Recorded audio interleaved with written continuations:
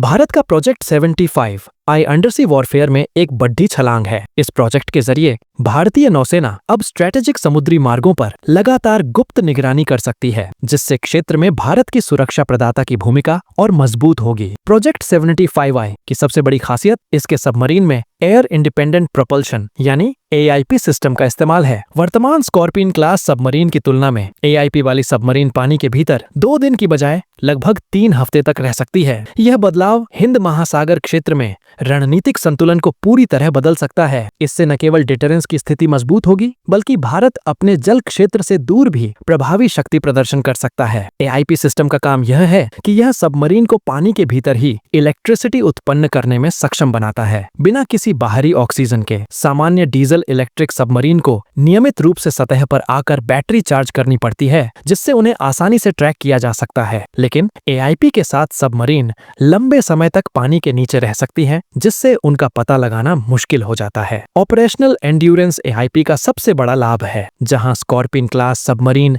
लगभग 48 घंटे गुप्त मिशन कर सकती थी, वहीं AIP वाली सबमरीन 3 हफ्ते तक पानी के नीचे रह सकती है। इसका मतलब है कि अब सबमरीन लंबी दूरी की निगरानी और स्टेल्थ ऑपरेशन कर सकती है। लंबे समय तक पानी के नीचे रहना सबमरीन की ताकत को बढ़ाता है। हर अतिरिक्त दिन मिशन की दक्षता बढ़ाता है और एंटी सबमरीन वॉरफेयर से खतरे को कम करता है। आज के समय में आधुनिक एयरबोर्न प्लेटफॉर्म, टोड सोनार एरे वाले सतही जहाज और under water sensor network submarine के लिए बड़े खतरे हैं। लेकिन जब सबमरीन हफ्तों तक पानी के नीचे छिपी रहती है, तो उनका पता लगाना और उन्हें निशाना बनाना बेहद कठिन हो जाता है। भारत के मुख्य समुद्री प्रतिद्वंद्वी चीन और पाकिस्तान पहले से ही AIP सक्षम सबमरीन संचालित कर रहे हैं। प्रोजेक्ट 75 आई के साथ भारत न केवल इस क्षमता में बराबरी कर रहा है, बल्कि इसे आगे बढ़ाने की संभावना भी रखता है। इससे हिंद महासागर क्षेत्र में अंडरसी डिटरेंस का संतुलन फिर से बनता है। नौसैनिक रणनीति में डिटरेंस केवल क्षमता पर नहीं, बल्कि धारणा पर भी निर्भर करती है। जब विरोधी को नहीं पता होता कि सबमरीन कहाँ है, तो उसे ढूंढने और नष्ट करने में असामान्य संसाधन लगाने पड़ते हैं। AIP सबमरीन का एक और बड़ा फायदा उनका कम सिग्नेचर है। कम बार सतह पर आने और कम शोर फैलाने की वजह से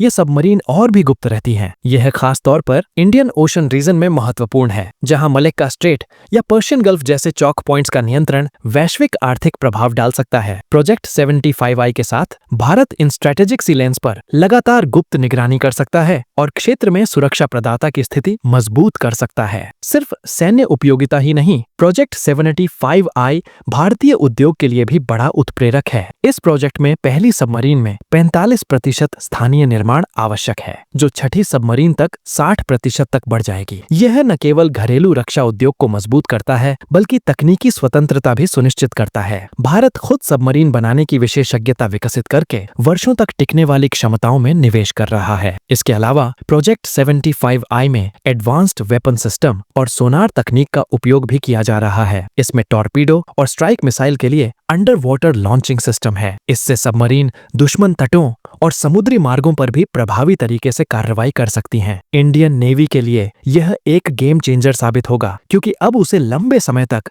और गुप्त तरीके से क्षेत्र में अपनी ताकत दिखाने की क्षमता मिल जाएगी। कुल मिलाकर प्रोजेक्ट 75 आई भारत की समुद्री शक्ति, तकनीकी आत्मनिर्भरता और क्षेत्रीय डिटरेंस क्षमता को अगले स्तर तक ले जाने वाला एक रणनीतिक प्रोजेक्ट है। यह प्रोजेक्ट भारत को इंडियन ओशन में गुप्त निगरानी और सुरक्षा प्रदान करने वाला एक प्रमुख खिलाड़ी बना देगा, साथ ही घरेलू उद्योग और तकनीकी विकास में भी अहम योगदान देगा। अगर आप इसे सरल शब्दों में कहें, तो प्रोजेक्ट 75 आई भारत की नौसेना को लंबे समय तक स्टेल्थ मिशन करने, दुश्मनों को भ्रमित करने और महासागर में अपनी शक्ति का प्रदर्शन करने की नई क्षमता दे रहा है।